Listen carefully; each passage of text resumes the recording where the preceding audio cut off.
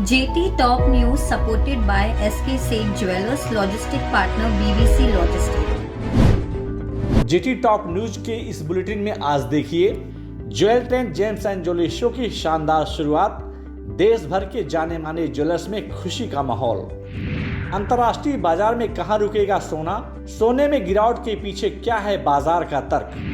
पहली तिमाही पर टाइटन का रेवेन्यू हुआ डबल। ज्वेलरी डिवीजन ने अपेक्षा से बेहतर किया प्रदर्शन। अमेरिका में भी बढ़ी ज्वेलरी की मांग। यूएस ज्वेलरी सेल में 82% की भारी बढ़त।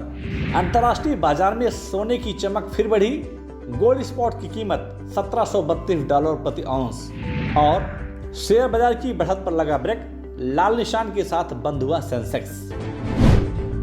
Jewel trend James and jewellery show को बाजार से अपेक्षा से बेहतर प्रतिसाद देखने को मिला है। 12 से 15 अगस्त के बीच मुंबई के सारा स्टार होटल में आयोजित इस शो में देश भर से जाने माने आभूषण निर्माताओं ने हिस्सा लिया है। 4 दिन तक चलने वाले इस शो का उद्घाटन इब्जा के प्रेसिडेंट पृथ्वीराज कोठारी के हाथों किया जाएगा। अंतर्राष्ट्रीय बाजार में इन दिनों सोने और चांदी की कीमतों में काफी उतार चढ़ाव देखा जा रहा है। अगर पिछले एक हफ्ते की तुलना करें तो अंतर्राष्ट्रीय बाजार में सोने के दाम में $81 प्रति औंस तक की गिरावट देखने को मिली है। आखिर इस गिरावट के पीछे क्या कारण है और सोने और चांदी का बॉटम लाइन क्या होगा, जानते हैं बाजार विशेषज्ञ हेमंत कपाड़िया से। सोने के भाव में काफी जोर से गिरावट हुई है। उसके 2-3 कारण हैं। एक, अगर आप देखेंगे तो यूएस का जो डेटा है, जॉब रिपोर्ट, वो काफी मजबूत आया लास्ट शुक्रवार को। उसको लेकर यूएस मार्केट्स तेजी में आ गए और नए हाई पे आ गए। और जो डॉलर इंडेक्स है उसमें भी तेजी देखी गई। मतलब ये सब नेगेटिव है मेटल्स के लिए, खास करके सोने के भाव के लिए।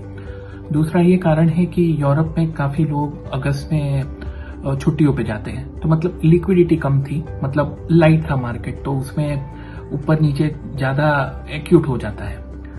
और तीसरा कारण है जापान, सिंगापुर में भी कुछ छुट्टियां थी, उसको लेकर एक्टिविटी कम थी, उसका शायद लोगों ने फायदा उठाया और सोने को तोड़ दिया। अगर आप टेक्निकल्स की बात करें तो $1606 इंटरनेशनली एक महत्वपूर्ण सपोर्ट लेवल है, जहां सपोर्ट आना चाहिए। अगर वो टूटता है तो 1672 तक गिर सकता है सोना। ये इम्पोर्टेंट सपोर्ट लेवल है। लास्ट 1.25 साल से वीकली चार्ट पे इसके नीचे बंद नहीं आया। लॉन्ग टर्म चार्ट अभी भी सोने में तेजी है। नियर टर्म में लोअर टॉप लोअर बॉटम किया है और क्लियर प्रेशर है। तो 1706 और 1672 दो महत्वपूर्ण सपोर्ट लेवल है सोने के लिए, जिसको ध्यान में रखना चाहिए। दूसरे लॉकडाउन के बाद देश की ज्वेलरी इंडस्ट्री काफी तेजी के साथ आगे बढ़ने में कामयाबी हासिल की है। देश की प्रमुख ज्वेलरी कंपनी टाइटन द्वारा जारी एक रिपोर्ट के अनुसार 30 जून को समाप्त पहली तिमाही पर कंपनी का रेवेन्यू 109% बढ़कर 2467 करोड़ रुपए तक जा पहुंचा है। टाइटन के अनुसार कंपनी की ब्रांड तनिष्क, जोया, मिया और कैरेटलेन ने अपेक्षा से बेहतर प्रदर्शन किया है, जिसके चलते कंपनी का रेवेन्यू तेजी से आगे बढ़ा। देश ही नहीं, विदेशों में भी दूसरे लॉकडाउन के बाद ज्वेलरी की मांग में काफी बढ़त देखी गई है। मास्टर कार्ड द्वारा जारी आंकड़े के अनुसार जुलाई माह में यूएस ज्वेलरी सेल्स में 82% की भारी बढ़त देखने को मिली है, जो इस बात का संकेत है कि अब विश्व बाजार में मंदी के बादल पूरी तरह से छट चुके हैं। मुंबई, दिल्ली, कोलकाता और चेन्नई के सराफा बाजार में बुधवार को सोने और चांदी की मांग में मामूली बढ़त देखी गई। विश्व बाजार में सोने और चांदी के दामों में उतार चढ़ाव के बीच मुंबई सराफा बाजार में शुद्ध सोने के दाम 64 रुपए प्रति 10 ग्राम की मामूली बढ़त के साथ 46,026 रुपए के स्तर पर कारोबार करता हुआ दिखा, जबकि शुद्ध चांदी 162 रुपए प्रति किलो की गिरावट के साथ 62,474 रुपए के स्तर पर कारोबार करता हुआ दिखाई दिया। बाजार के जानकारों के अनुसार आने वाले दिनों में सोने और चांदी के दाम में बढ़त देखी जा सकती है। कारोबारी सप्ताह के तीसरे दिन यानी बुधवार को अंतर्राष्ट्रीय बाजार में गोल्ड स्पॉट की कीमत में मामूली बढ़त देखने को मिली। दिन भर के कारोबार के दरमियान गोल्ड स्पॉट की कीमत में $4 प्रति औंस की बढ़त देखने को मिली। दिन भर के कारोबार के बीच गोल्ड स्पॉट की कीमत $1732 प्रति औंस के आसपास कारोबार करता हुआ दिखाई दिया।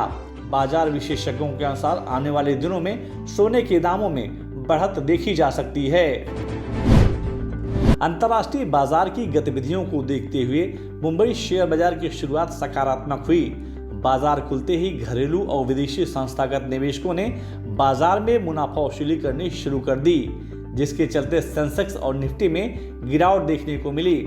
लेकिन दोपहर बाद निवेशकों ने स्टील, फार्मा, बैंकिंग, सीमेंट और पेट्रोलियम कंपनियों के शेयरों में मुनाफा वसूली करनी शुरू कर दी, जिसके चलते मुंबई शेयर बाजार 28 अंकों की मामूली गिरावट के साथ 54,525 अंकों पर बंद हुआ। वहीं निफ्टी दिन भर कारोबार के बीच 2 अंकों की मामूली बढ़त के साथ 16,282 अंकों पर बंद हुआ।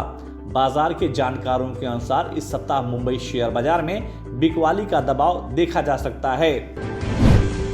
जेटी टॉप न्यूज के इस एपिसोड में बस इतना ही। आपको यह न्यूज कैसी लगी और आपके क्या सुझाव हैं, हमें कमेंट बॉक्स में जाकर शेयर जरूर करें। और अगर अभी तक आपने जेटी टॉप न्यूज को सब्सक्राइब नहीं किया तो आप तुरंत सब्सक्राइब, लाइक और शेयर जरूर करें, जिससे आप तक ज्वेलरी इंडस्ट्री की अपडेट खबरें पहुंचती रहें। JT Top News supported by Silver Emporium, logistic partner BVC Logistics.